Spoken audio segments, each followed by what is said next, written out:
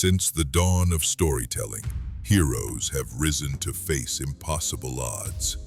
Gods have shaped the fate of mortals, and legends have been born from the clash between divine power and human heart. But what separates a good story from a legend? What transforms fictional characters into cultural icons? What makes some tales endure for millennia while others fade into obscurity? Tonight, on the premiere of Stuff of Legend, we explore the eternal elements that make stories immortal. Hercules, son of Zeus, throws down with Superman, the last son of Krypton, in an epic test of might, morality, and what it truly means to be heroic.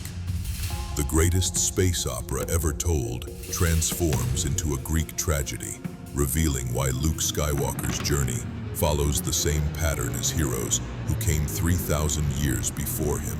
Thanos, the mad titan who sought to save the universe through genocide, faces judgment before Zeus, king of the gods, in a trial that examines the difference between a savior and a tyrant.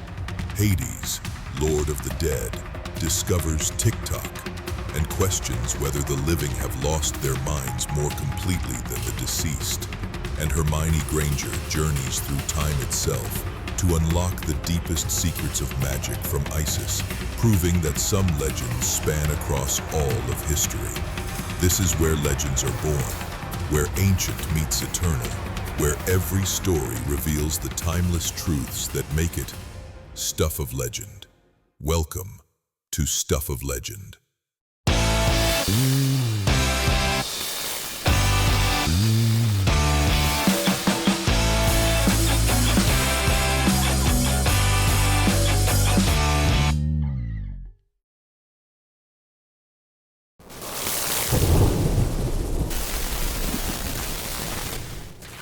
Ladies and gentlemen, mortals and immortals, welcome to the ultimate showdown that has been millennia in the making.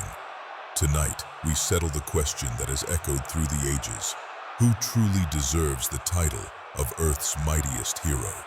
In the left corner, representing the ancient world, the original superhero, the man who earned his place among the gods through blood, sweat, and 12 legendary labors, weighing in at pure divine muscle, from Mount Olympus, the son of Zeus himself, Hercules. Greetings, mortals and immortals alike. I am Hercules, born of Zeus and the mortal woman Alcmene. I have walked both worlds, divine and human, and I have earned my strength through trials that would break lesser beings. I have strangled the invulnerable Nemean lion with these bare hands, severed the regenerating heads of the nine-headed Hydra, captured the golden-horned Ceryneian hind, and held up the very heavens while Atlas took his eternal coffee break. But more than strength, I represent the idea that heroism must be earned. I was not born perfect. I was born with potential. Every labor I completed, every monster I faced, every impossible task I conquered, I did so to prove that I was worthy of the title, hero. My strength is not just physical. It is the strength that comes from facing your failures, learning from your mistakes, and never giving up, no matter how impossible the odds. And in the right corner, representing hope itself, the immigrant who became Earth's greatest protector, the farm boy who learned to fly, from the doomed planet Krypton, by way of Smallville, Kansas, the last son of Krypton, Superman. Thank you for having me. I have to say, standing here next to Hercules, a genuine mythological hero, is both an honor and a little intimidating. I was blessed with these abilities through circumstances beyond my control. I didn't earn my strength through trials like Hercules did. I was simply given it. But I learned early that being given power means nothing without choosing how to use it. Every day I make the choice to be Superman, not because I have to, but because I believe that if you have the ability to help someone, you have the responsibility to do it. I've learned that true heroism isn't about how much you can lift or how fast you can fly. It's about lifting others up, being fast to forgive and never losing sight of what you're fighting for. A tomorrow that's better than today. Well spoken, son of Krypton. Though I notice you're already trying to lower expectations by calling your strength a gift. Let me ask you this. When you choose to be Superman every day, have you ever truly been tested? Have you ever faced a challenge that made you question everything about yourself? More times than I'd like to count. I've faced enemies who could match my strength, challenges that tested my morals, situations where every choice led to someone getting hurt. I've died defending Earth, watched friends fall because I wasn't fast enough, strong enough, or smart enough to save them. Died? You've tasted death and returned. Now that's interesting. Tell me, what's it like to carry that burden, knowing that even with all your power, you can't save everyone? It's the hardest part of what I do. Every night I lie awake thinking about the people I couldn't reach, the disasters I couldn't prevent, the lives I couldn't save. But that's also what drives me to be better tomorrow than I was today. Round 1. The source of power. Gentlemen, where does your strength truly come from? My strength comes from suffering. Every labor I completed nearly killed me. When I fought the Nemean lion, its hide was impervious to weapons. I had to strangle it with my bare hands, while it tried to claw my face off. When I battled the Hydra, every head I severed grew back 2 more. I had to learn that some battles require more than brute force. They require strategy, persistence, and the wisdom to ask for help. The Augean stables hadn't been cleaned in 30 years. 30 years of divine cattle manure piled higher than mountains. I could have spent eternity shoveling, but instead, I diverted 2 rivers to wash it clean. That's where my strength comes from. Not just muscles, but the mind to find solutions when muscles aren't enough. That's incredible, Hercules. Your strength was forged through adversity. Mine came from a dying world and loving parents. When my birth planet Krypton exploded, my parents, Jor-El and Lara, sent me to Earth in a small ship. I was raised by Jonathan and Martha Kent, 2 farmers who taught me that power without compassion is just destruction waiting to happen. My father, my Earth father, used to tell me that the world doesn't need another strong man. It needs a good man who happens to be strong. So my power comes from the love of 2 sets of parents, the sacrifice of those who sent me away to save my life, and the wisdom of those who taught me how to live it. Love as a source of strength. I understand that more than you might think. My greatest failures came when I acted out of rage instead of love. My greatest victories came when I fought to protect those I cared about, rather than to prove my own worth. Round 2. The nature of heroism. What makes someone a true hero? A hero is someone who stands between the darkness and the light when no one else can or will. Someone who sacrifices their own comfort, safety, even their life, for the sake of others. But here's what modern people don't understand about heroism. It's not always pretty. It's not always moral by today's standards. I've killed monsters, yes, but I've also killed innocent people in fits of rage. Hera, my stepmother, drove me to madness, and in that madness, I killed my own wife and children. A hero isn't someone who never falls. A hero is someone who gets back up after falling and dedicates their life to making sure their failures never happen again. I'm sorry for your loss, Hercules. That kind of pain, I can't imagine. But I think that's exactly why heroism has to evolve. It can't just be about being strong enough to kill the monsters. Sometimes the real challenge is being strong enough not to become one. I think a hero is someone who inspires others to be better than they thought they could be. When people see Superman, I don't want them to think, I could never do that. I want them to think, maybe I could try to be better today. Heroes should make heroism seem possible, not impossible. That's a beautiful ideal, friend. But what happens when inspiration isn't enough? When the monster can't be reasoned with, can't be reformed, can only be stopped? What happens when being a symbol of hope requires getting blood on your hands? Then you find another way. There's always another way, even if it's harder, even if it costs you more personally. The moment we decide that killing is acceptable, even for the right reasons, we start down a path that leads to places like, well, like our next guest's philosophy. You mean the purple titan who thinks genocide is math.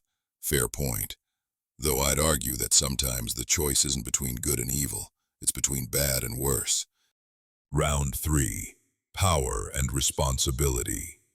How do you handle having the strength to reshape the world? With great care. Every handshake could crush bones. Every step could cause earthquakes. Every decision affects millions of people. I've learned that the hardest part of having infinite strength is knowing when not to use it. Sometimes I wonder if I'm doing enough. I can move planets, but I can't cure cancer. I can fly faster than light, but I can't be everywhere at once. Every choice to save one person means I'm not saving someone else. That weight, it never gets easier. The burden of choice. Yes, I know this well. But here's what I've learned in my centuries of existence. You cannot save everyone. But that doesn't mean you shouldn't try to save someone. The perfect rescue doesn't exist. Only the rescue you can make right now. Tell me, Superman, have you ever been tempted to just take over, to use your power to force humanity to be better, to stop wars, end poverty, solve climate change with your bare hands? Yes, more times than I'd like to admit. When I see injustice, when I see suffering that could be prevented, it would be so easy to just fix things. But force isn't fixing. It's just control with better intentions. Interesting. I expected you to say no, to claim you've never been tempted by power. Your honesty is refreshing. Heroism isn't about not having dark thoughts. It's about not acting on them. Round 4. Legacy and mortality. What do you want to be remembered for? And I want to be remembered as someone who earned his place among the gods, not through birth, but through choice. Every labor I completed was a choice to be better than I was the day before. I want to be remembered as someone who showed people that tomorrow could be better than today. I want kids to look up at the sky and believe that help is coming. I want adults to remember what it feels like to hope. But most of all, I want to be remembered as Clark Kent as much as Superman. The farm boy who never forgot where he came from, who never stopped believing in the fundamental goodness of people, even when they gave him every reason not to. Round 5. The ultimate test. Gentlemen, you're both faced with an impossible choice. Save the city or save someone you love. What do? I save them both or die trying. That's what separates heroes from everyone else. We don't accept impossible choices. We make new possibilities. Agreed. Heroes don't get to make the easy choices, but that's also our strength. We find ways to make the impossible possible. You know, son of Krypton, when this debate started, I thought we were very different. You with your Boy Scout morality, me with my blood-soaked past. But we are more alike than I realized. We both understand that being a hero isn't about being perfect. It's about trying to be better every single day, no matter how hard it gets. To heroes who earned their titles, and to those who choose them every day. And there you have it, folks. 2 heroes separated by millennia, united by the same fundamental truth. Heroism isn't about how much power you have. It's about how you choose to use it. But who won this epic debate? That's up to you. Vote in the comments below. Team Hercules, the hero who earned his strength through trials, or Team Superman, the hero who chooses compassion over power. And remember, the greatest heroes aren't the ones who never fall.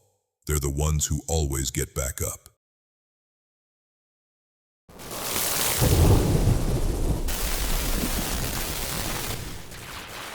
For over 2 millennia, the Greeks understood a fundamental truth about storytelling.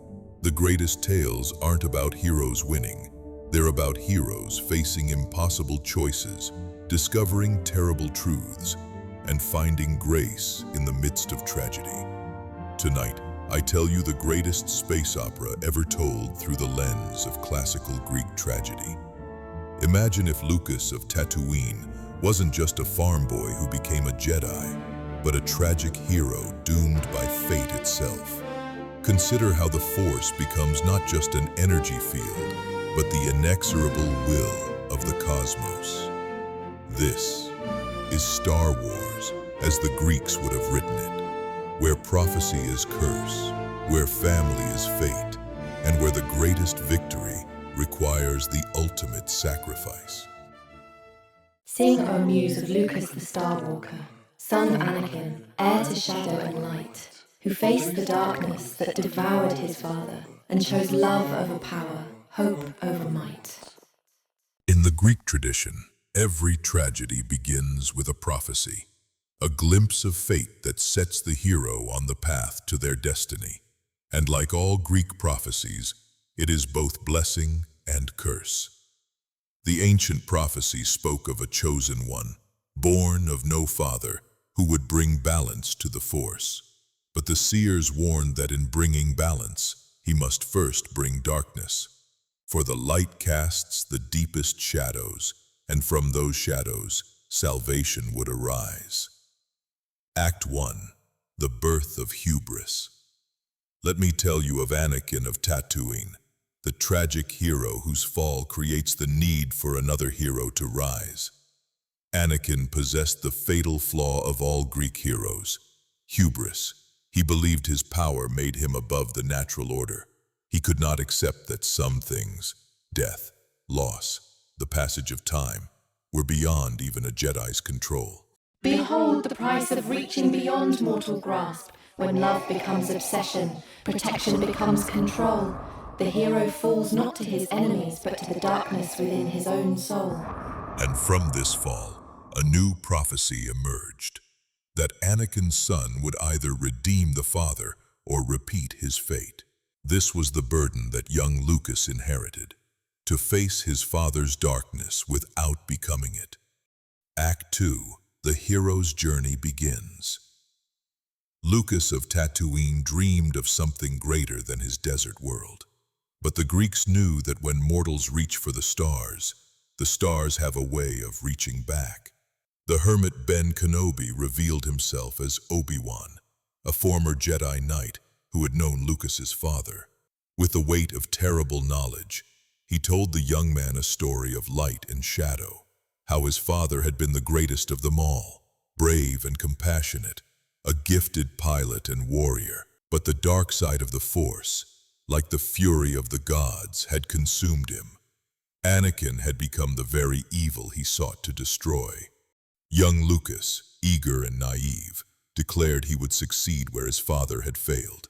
He would become a Jedi, save the galaxy, and prove that their family story didn't have to end in darkness.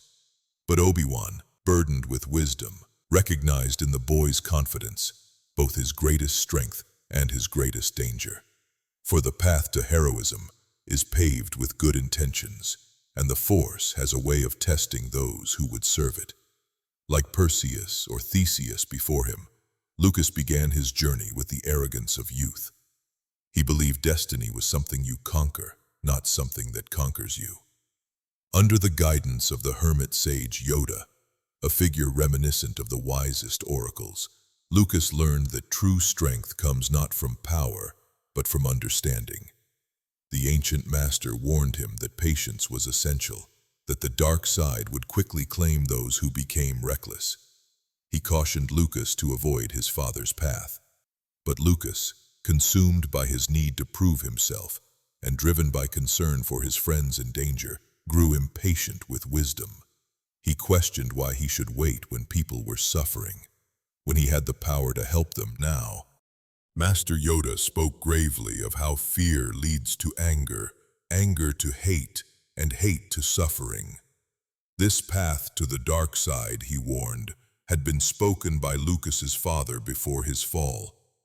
But Lucas, like all Greek heroes, made the choice that would doom him. He left his training incomplete, certain that his growing power made him ready for any challenge. See how the young hero soars toward danger, wings of confidence carrying him high. But pride comes before the fall, and fate awaits with patient eye. Act 3. The Recognition. In Cloud City, suspended between heaven and earth like the realm of the gods themselves, Lucas faced his first true test and discovered the terrible truth that would define his destiny. Here, Lucas encountered Darth Vader, the Dark Lord who served the Emperor. But this was no ordinary villain. This was the classic Greek antagonist, the fallen hero whose corruption created the need for a new hero to rise. Vader acknowledged Lucas's strength in the Force, but declared his skills incomplete, his training unfinished. When Lucas defiantly proclaimed he would never join the Dark Lord, never become like him, Vader revealed a disturbing truth. The young man already resembled his father more than he knew. His anger gave him focus, made him strong. He fought with passion, not peace. And then came the moment that defines all Greek tragedy, the anagnoresis, the recognition scene where the hero realizes the terrible truth about their fate. With crushing finality, Vader spoke the words that would shatter Lucas's world. Obi-Wan never told you what happened to your father. Lucas confidently replied that he knew enough, that Vader had killed his father. But then, Vader revealed his face beneath the mask, scarred and broken, and spoke the truth that would change everything. No, I am your father. In this moment, Lucas experienced what the Greeks called the peripeteia, the reversal of fortune that turns the hero's journey upside down. He had come to Cloud City as a rescuer, a would-be Jedi ready to face any challenge. He would leave as a broken young man who had seen his own future reflected in his father's mask. Behold the moment when the hero learns that destiny is not a choice but a chain, that the enemy he seeks to destroy lives within his very veins. Lucas cried out in anguish, denying the impossible truth. But Vader, with tragic certainty, urged him to search his feelings, to acknowledge what he knew to be true. The Dark Lord offered a father's invitation to join him and rule the galaxy together, claiming it was the only way. Lucas faced the classic Greek tragic choice: accept his fate and become like his father, or reject it and risk destroying everything he sought to protect. He chose the third option, that only the greatest heroes dare. He fell into the abyss, literally and metaphorically, trusting that fate would catch him. Act 4. The Dark Night of the Soul. Between Cloud City and the final confrontation, Lucas grappled with the terrible knowledge of his heritage.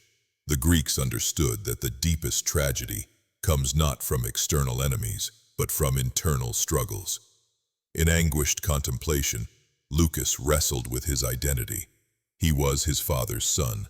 The same blood that created Vader flowed through his veins. The same power that destroyed the Jedi called to him.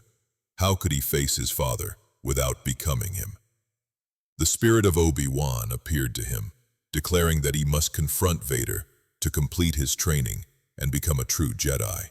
When Lucas fearfully protested that he couldn't kill his own father, Obi-Wan sadly replied that the Emperor had already won, for Lucas had been their only hope.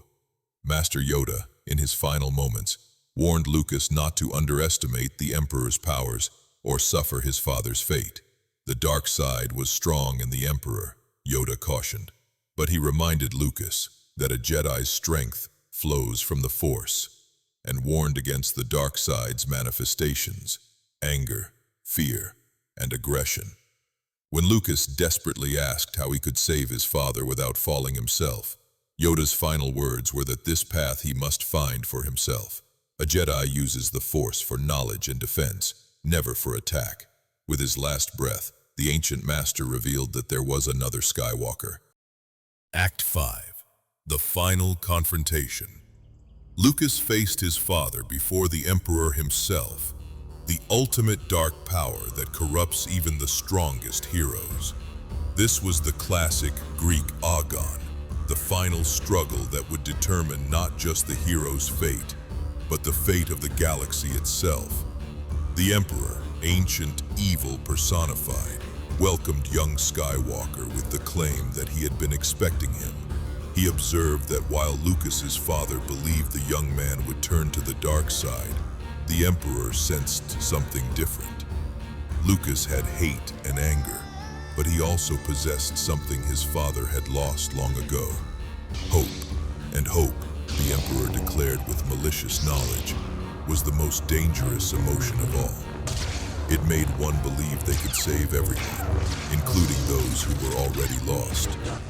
The Emperor offered Lucas the same choice that had tempted every Greek hero, unlimited power in exchange for his soul. But Lucas had learned from his father's fall. He knew that some victories cost more than defeat. Vader, conflicted and bound by his master's will, proclaimed that Lucas did not know the power of the dark side. But Lucas, with growing compassion, declared that he could feel the conflict within his father. He urged Vader to let go of his hate. The Dark Lord, anguished, insisted it was too late for him. But Lucas, with firm conviction, replied that it was never too late. He asked his father to come with him. And here, Lucas made the choice that separated him from every Greek tragic hero who came before. When faced with his destiny, he chose love over power, redemption over revenge. In the ultimate act of faith, Lucas threw down his weapon, declaring to the Emperor that he would never turn to the dark side. The Emperor had failed. Lucas proclaimed himself a Jedi, like his father before him.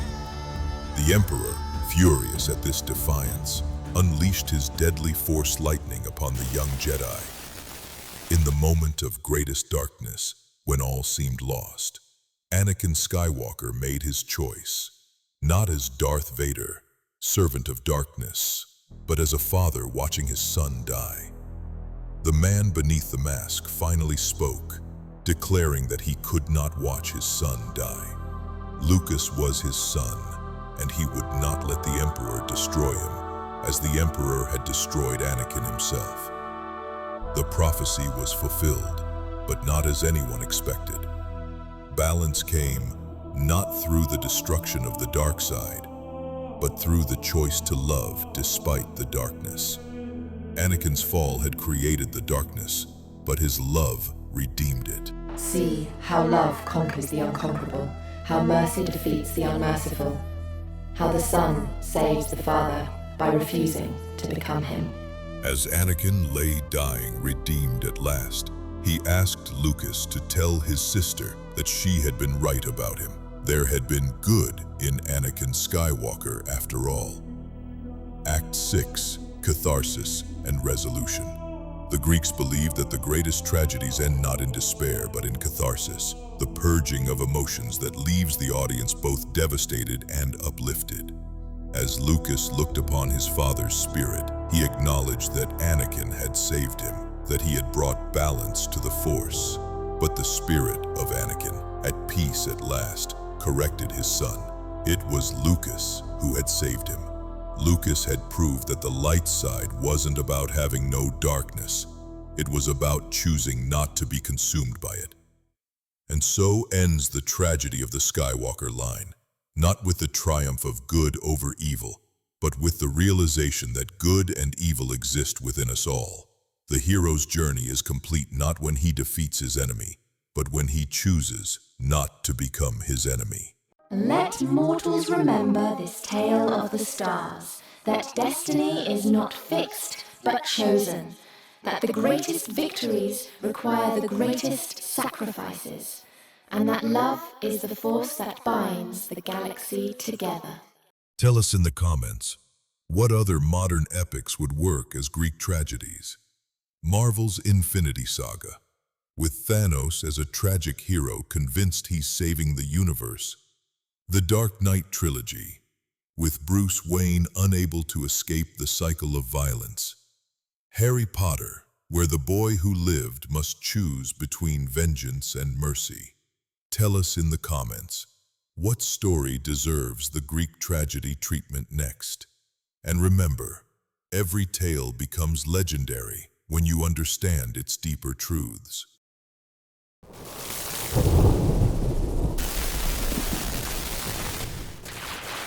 In the halls of cosmic justice, where gods judge the actions of mortals and titans alike, two philosophies of power are about to clash. Today, Zeus, king of the Olympian gods, ruler of sky and storm, sits in judgment of Thanos, the mad titan who sought to save the universe by destroying half of all life within it. This is not just a trial of actions, but a trial of ideologies. When you possess the power to reshape reality itself, what gives you the right to decide who lives and who dies? What is the difference between a god and a tyrant, between salvation and genocide? Titan of Titan, I have ruled over mortals for longer than your civilization has existed. I have seen empires rise and fall, watched species evolve and extinct, witnessed the birth and death of stars themselves. In all that time, I have learned one fundamental truth. Power without wisdom is not strength. It is catastrophe waiting to happen. You stand accused of the ultimate hubris, playing God with the lives of trillions. You took it upon yourself to determine who deserved to exist and who deserved to die, based solely on your own calculations and your own fears. Speak your peace, Titan, but know that I have little patience for madmen who mistake genocide for mathematics. King of Olympus, I stand before you not as a madman but as a realist, who faced an impossible problem with an inevitable solution. I have traveled across the universe for centuries, visiting world after world, and everywhere I went, I saw the same pattern, life consuming itself through unchecked growth. On my home world of Titan, I proposed a solution to our overpopulation crisis. Random, dispassionate selection of half our people for elimination. It was dismissed as the ravings of a madman, and so Titan died.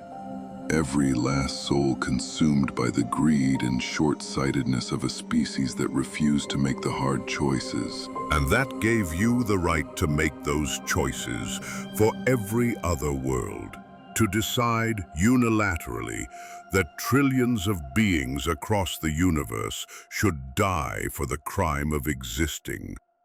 Someone had to have the will to do what was necessary. The universe is finite. Its resources are finite.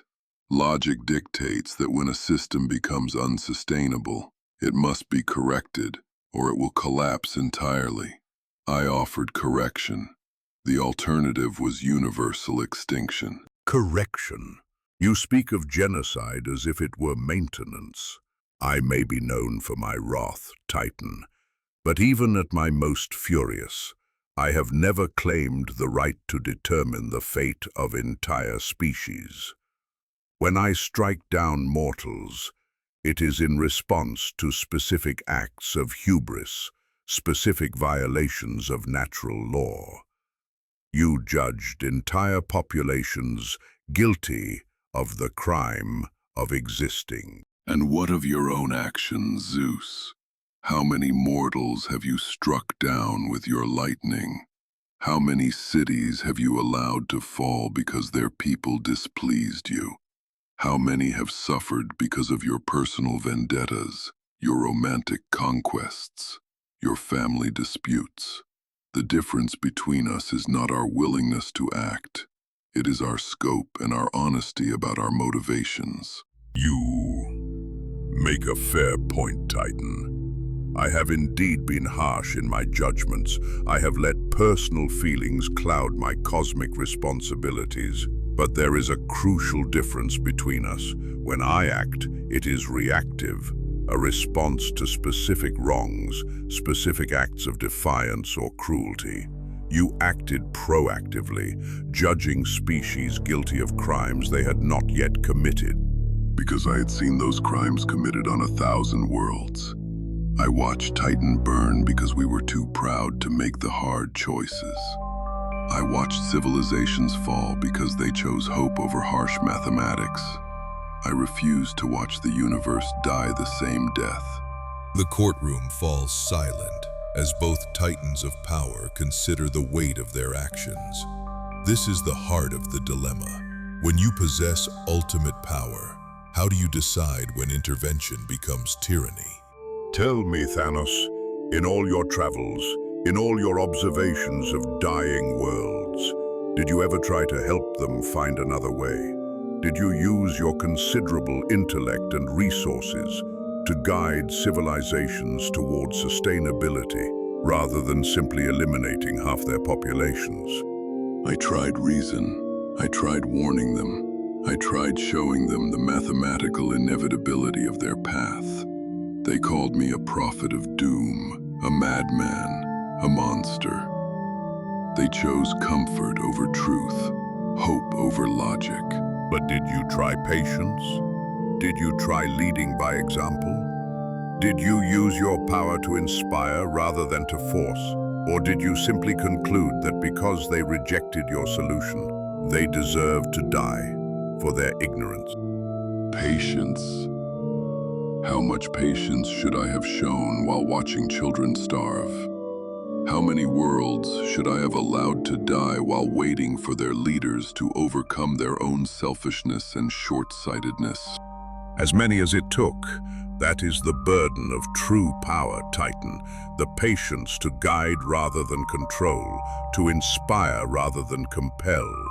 You speak of watching children starve, but your solution was to ensure that half of all children would never be born, never live, never have the chance to solve the problems you deemed unsolvable. The hardest choices require the strongest wills.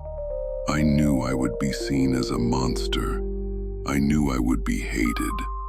But I also knew that someone had to have the courage to save the universe from itself. Courage. You call it courage to snap your fingers and erase half of all life. True courage, Thanos, would have been living with the complexity of the problem, working within its constraints, accepting that some problems don't have perfect solutions. And what would you have done, Zeus, if you had seen what I have seen? Traveled to dying worlds where mothers watch their children starve while politicians debate and philosophers pontificate. What would you have done? I would have used my power to show them a better way. I would have transformed dead worlds into gardens, taught sustainable technologies, demonstrated that growth and prosperity need not require consumption and waste. I would have proven that the universe is abundant enough to support all life, if only that life learns to live in harmony rather than dominance. Pretty words. But would you have had the patience to teach 1 trillion worlds? Would you have spent millennia waiting for civilizations to evolve past their destructive impulses? Or would you, like me, have eventually run out of patience and chosen action over endless hope? I don't know. And that, Titan, is why gods should not make decisions for mortals. We are too powerful, too removed from their struggles, too tempted by simple solutions to complex problems. The moment we decide that our wisdom justifies our control, we stop being gods and become tyrants. So you condemn me for acting, even though inaction would have led to universal extinction. I condemn you for assuming that your action was the only action possible. You had infinite power, Titan. You could have doubled the universe's resources instead of halving its population. You could have enhanced every world's capacity to sustain life.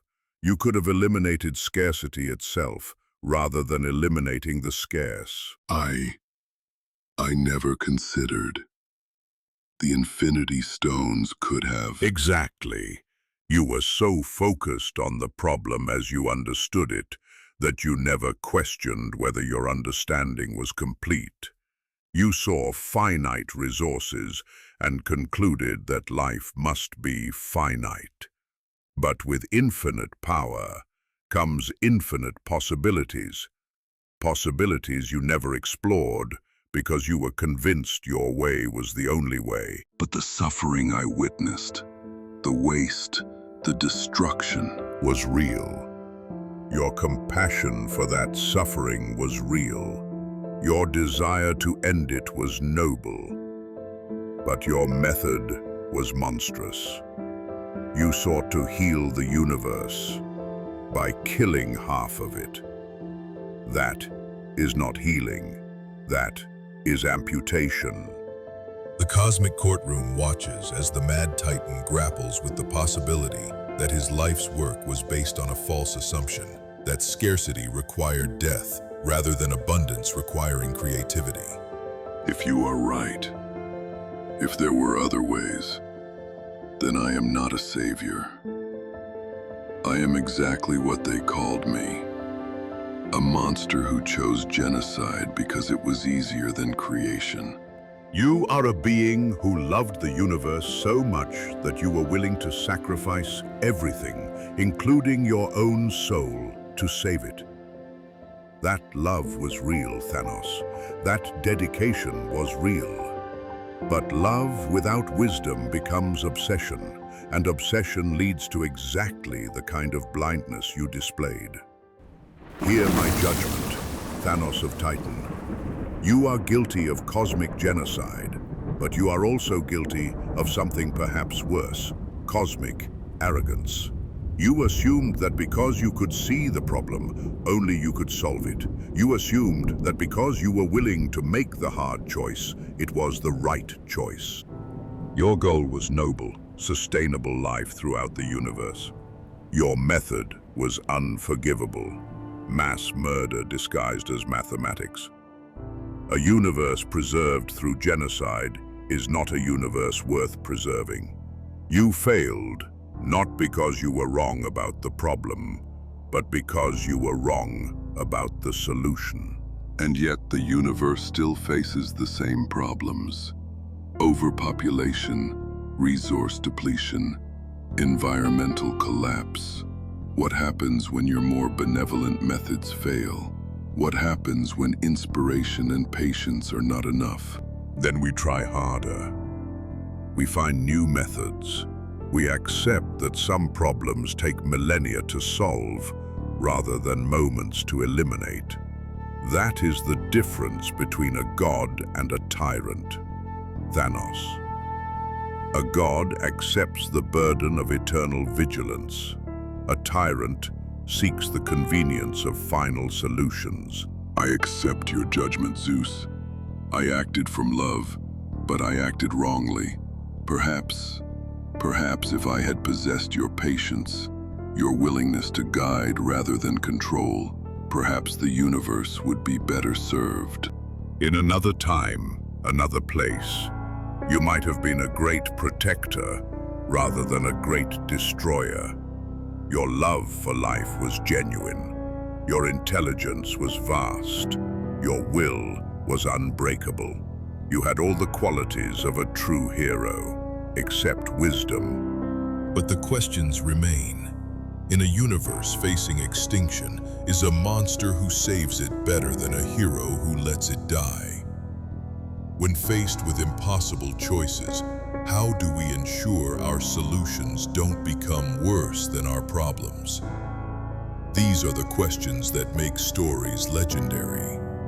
We leave them to you, our viewers. What do you think? Was Thanos right? Was Zeus? Or is there a third option we haven't considered? Let us know in the comments below.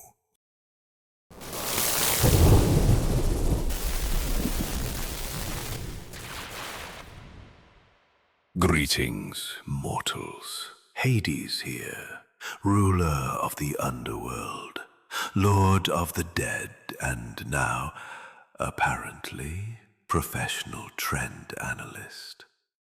Persephone insisted I educate myself on your modern culture.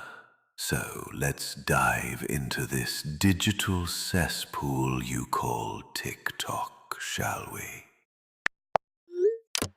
So, mortals, you now perform ritualistic dances for digital approval. In my day, mortals danced to appease gods, celebrate harvests, honor the dead. You know, purposes. Now you wiggle your limbs in perfect synchrony for hearts. Little red hearts that aren't even real hearts. Trust me, I've checked. I've watched millions of souls march in formation through my realm. At least they have the excuse of being dead. You're supposedly alive, yet you move with the same mindless coordination as my skeleton army. The difference? My skeletons have better rhythm. Ah yes, thirst traps. Mortals flaunting themselves for digital praise. We had a word for creatures who lured people with their beauty. Sirens. At least sirens were honest about wanting to kill you. These ones just want to kill your productivity. The goal, apparently, is gaining followers. As Lord of the Dead, I have billions of followers. They're called the deceased, and they follow me because they have no choice. Much more efficient system, really. And then you have challenges. Not heroic quests like slaying monsters or retrieving golden fleeces. No, you challenge each other to eat cinnamon powder, climb unstable milk crates, or hold your breath until you pass out. I'm the god of death, and even I think this is unnecessarily dangerous. Do you know how many souls arrive in my realm because someone said, "Hey, watch this," and now you're doing it on purpose? You're literally speed-running your way to my domain. TikTok. I thought it was just a clock counting down your life. Turns out, same difference. In conclusion, mortals, I've made a troubling discovery. The underworld, my realm of eternal torment and suffering, is somehow less chaotic than whatever you've created up there. At least my torture has a purpose. At least my demons have job descriptions. So until next time, keep creating content that makes the afterlife look appealing by comparison. And mortals, what other digital foolishness would you have me examine next? Comment below, if you dare.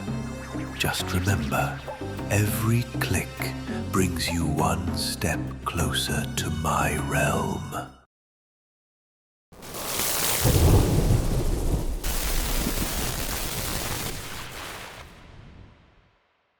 In the deepest vaults of Hogwarts Library, where even the most studious students feared to venture after midnight, Hermione Granger had discovered something that would challenge everything she thought she knew about magic, time, and the very foundations of the wizarding world.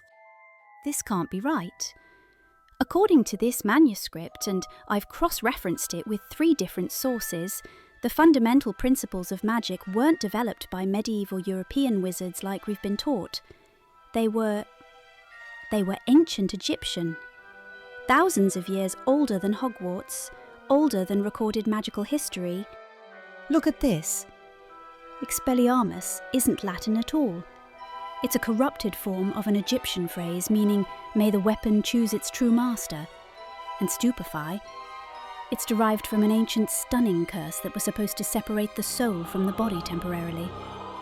We've been casting watered-down versions of spells that were infinitely more powerful. Wait, this symbol here, it's not just descriptive, it's active magic. It's a temporal anchor designed to... Oh no. This isn't just a book about time magic, this is time magic, and I've just activated...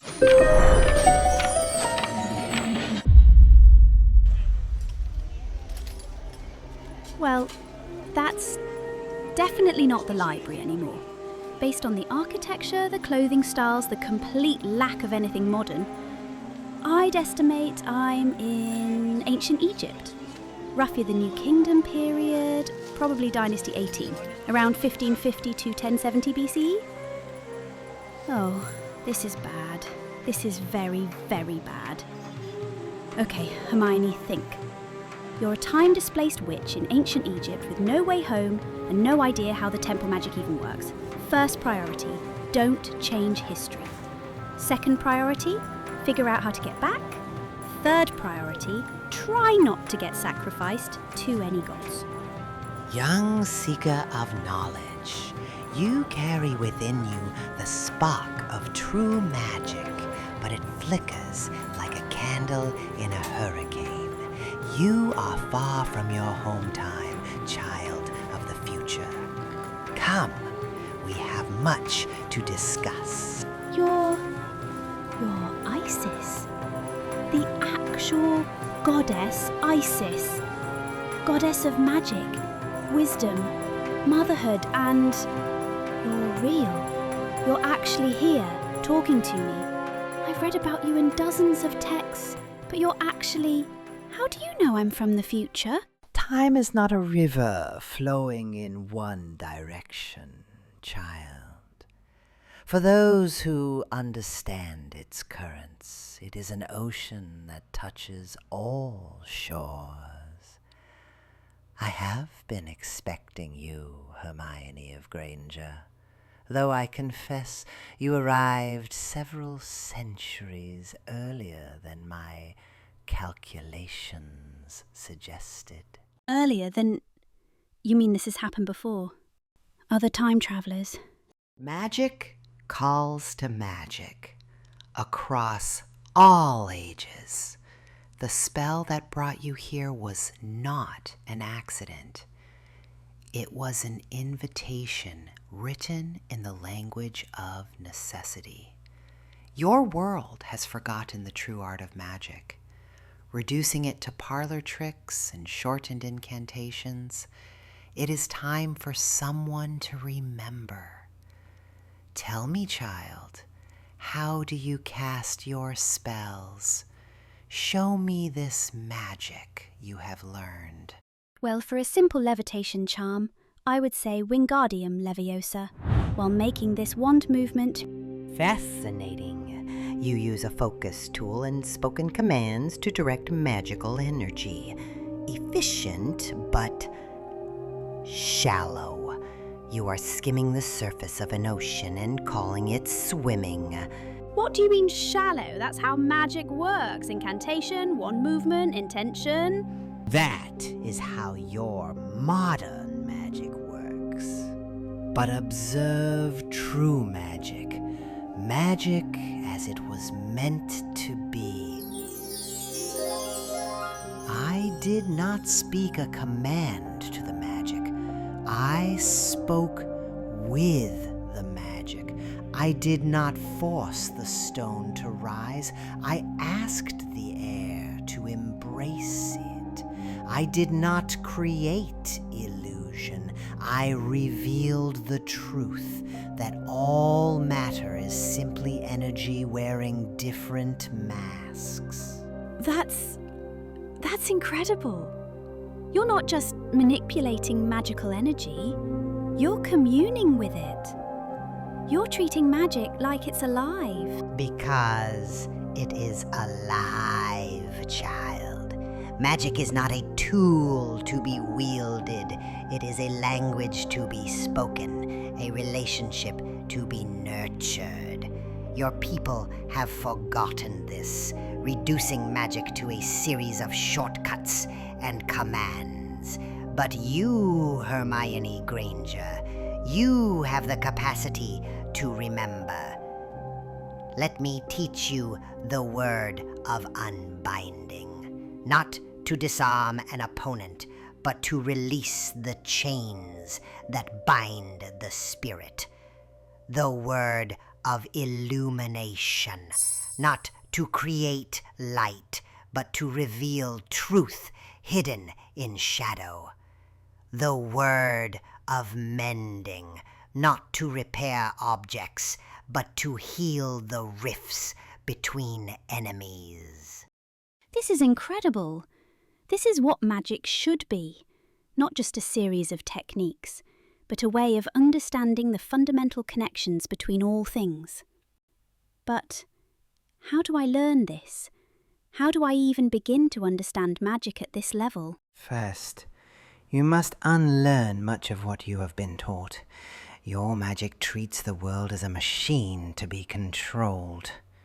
True magic recognizes the world as a living being to be communed with. Observe. When you heal in your time, you force the body to repair itself quickly. When I heal, I remind the body of its perfect state and invite it to return to that harmony. The result appears the same, but the process and the wisdom gained is entirely different. It's like the difference between forcing a door open and asking for the key. Both get you through, but one preserves the relationship while the other destroys it. Exactly. You understand quickly. But understanding and practicing are different things.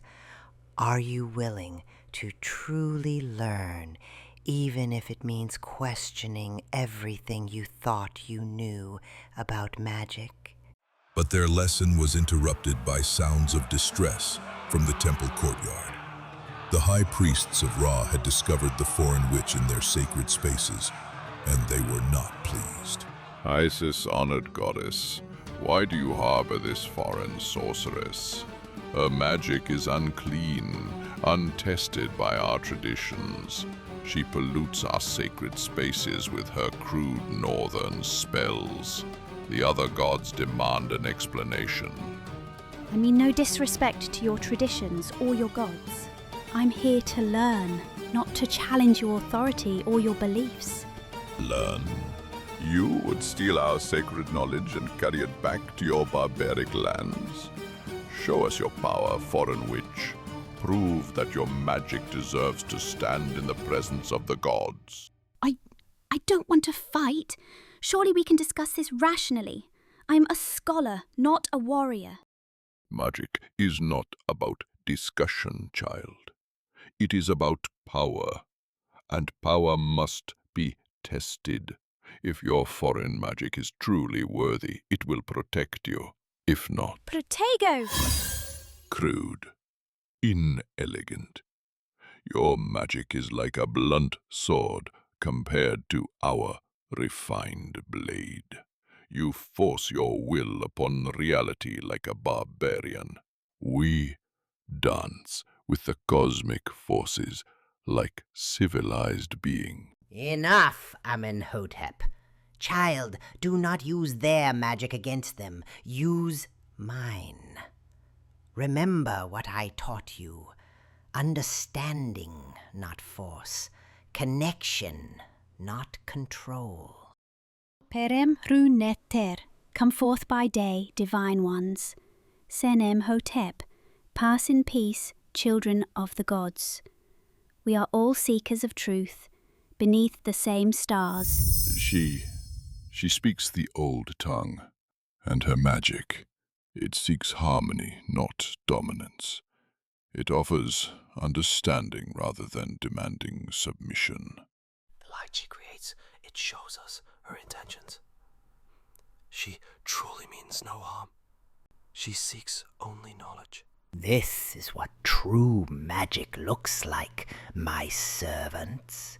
Not conquest, but connection. Not power over others, but power shared with others. Not the domination of the foreign, but the integration of all wisdom.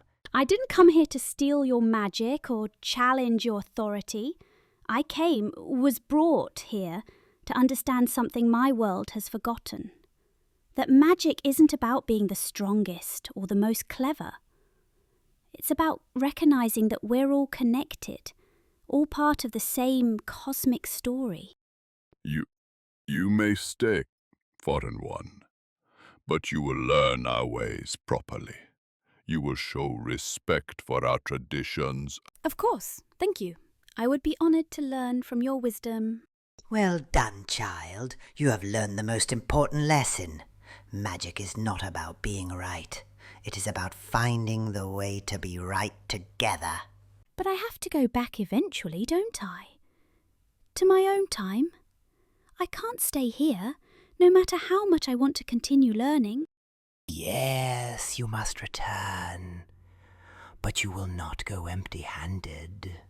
And your learning here is far from over.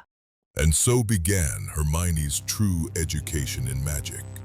Under Isis's guidance, she learned to speak with fire rather than command it, to ask water for its aid rather than forcing it to obey, to commune with growing things rather than simply transfiguring them. It's like learning to think in a completely different language. In my time, we learn spells like we're learning recipes. If you follow the steps correctly, you get the result you want. But this is like learning to have a conversation with the universe itself. Exactly. And the universe, child, is far more willing to help than your modern magic assumes. When you fight against natural forces, they resist. When you work with them, they amplify your intentions beyond what you thought possible. I'm starting to understand why this knowledge was lost. It's not just harder to learn, it requires a completely different relationship with power itself. Modern wizards want magic to be predictable, controllable. This magic requires trust.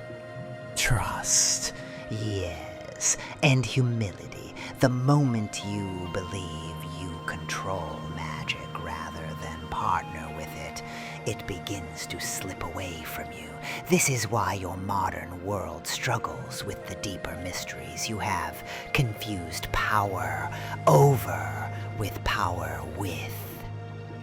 But as Hermione's power grew, so did the complexity of her situation.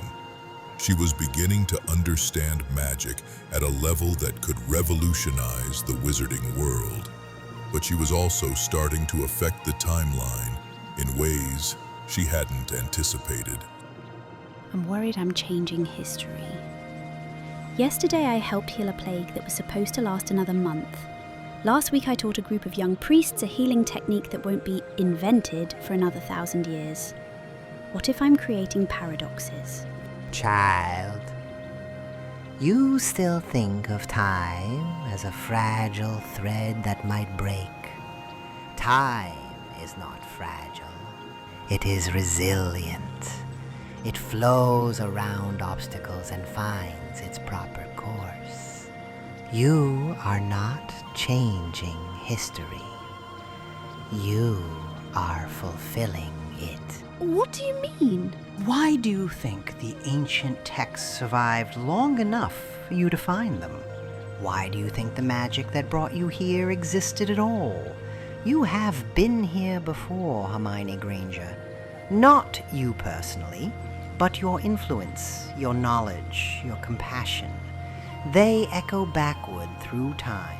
You're saying the magic I'm learning here, it's magic I was meant to learn here, so I could take it back and eventually it becomes the foundation for the magic that brings me here in the first place. Magic is not linear, child. Cause and effect dance together across time. You will return to your era with ancient knowledge, and that knowledge will influence the future in ways that ensure the past unfolds as it should. That's incredible and terrifying. How do I handle that kind of responsibility? The same way you handle any responsibility, child. One choice at a time. One student at a time. One spell at a time. You cannot control the great currents of history, but you can choose to swim with them rather than against them. After months of training, as Hermione's understanding of magic reached depths that would have amazed even Dumbledore, the time came for her to return to her own era. This contains the words of deep magic, the spells I have taught you, and others you will understand when you are ready. But remember, child, these are not weapons. They are tools of healing, understanding, and connection. I promise I'll use them wisely. But Isis, how will I explain this to Harry and Ron? How do I tell them that everything we've learned about magic is just the surface?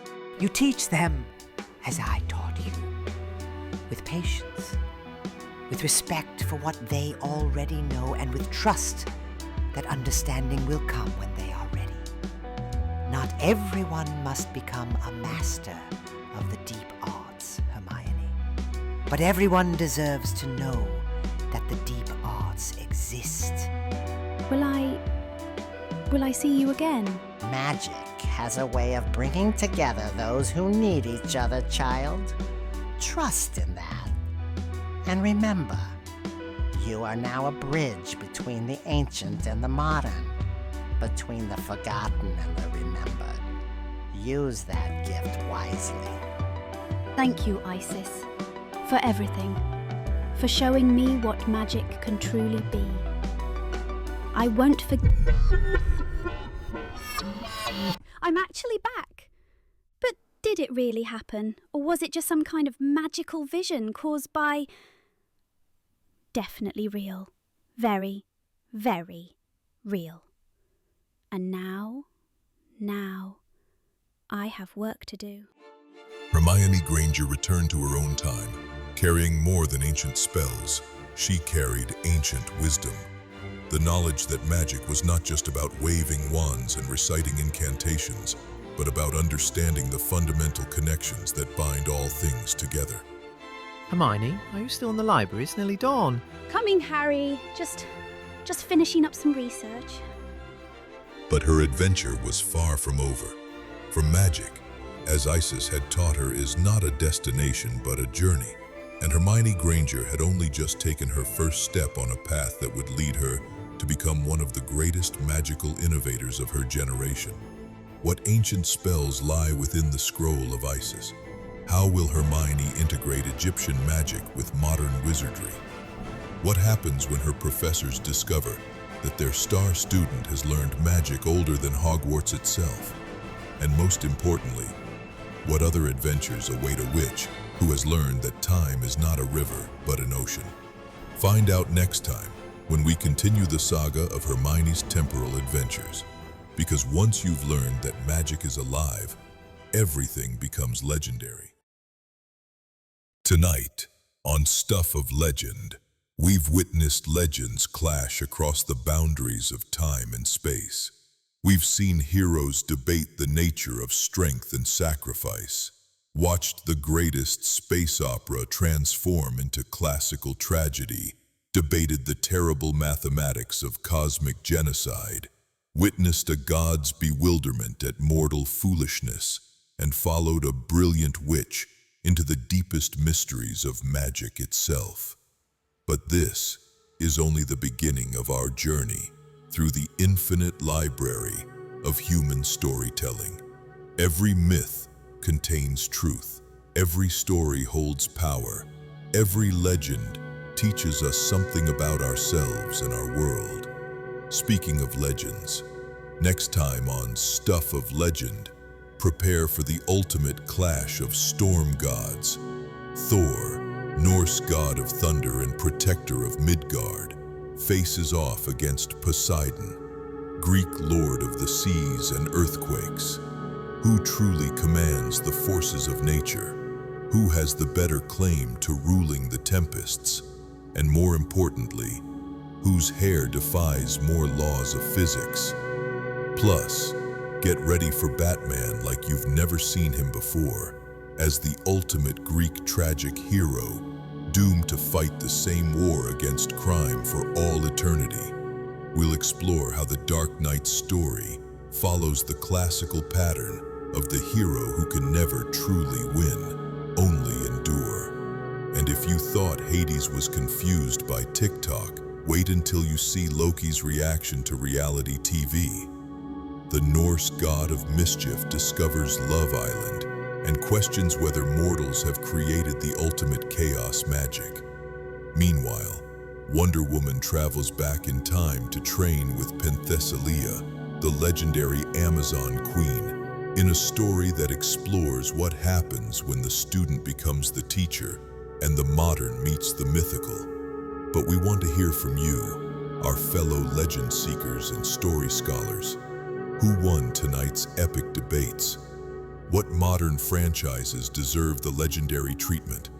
Should we explore more time travel adventures with Hermione? What trends should the gods react to next? Drop your thoughts, theories, and requests in the comments below. Vote in our polls. Share your own legendary interpretations of your favorite stories, because Stuff of Legend isn't just a show, it's a community of storytellers exploring the eternal themes that connect all human narratives. Don't forget to hit that subscribe button and ring the notification bell, because in the world of Stuff of Legend, every upload is an event worthy of the gods themselves. We're building something special here, a place where ancient wisdom meets modern storytelling, where every tale reveals the legendary elements that make it immortal. These aren't just entertaining stories, they're mirrors that reflect our own struggles, our own choices, our own potential for both greatness and failure. Whether you're Team Hercules or Team Superman, whether you see Thanos as villain or misguided hero, whether you want to learn ancient magic or just watch gods react to TikTok, you're part of a tradition that stretches back to the first human who looked at the stars and wondered, what if? Until next time, remember the fundamental truth that connects all stories across all time. We are all heroes in our own epic tales, all gods in our own mythologies, all students in the eternal classroom of human experience. The only question is, what story will you choose to tell? This has been Stuff of Legend, where stories become immortal and legends never die.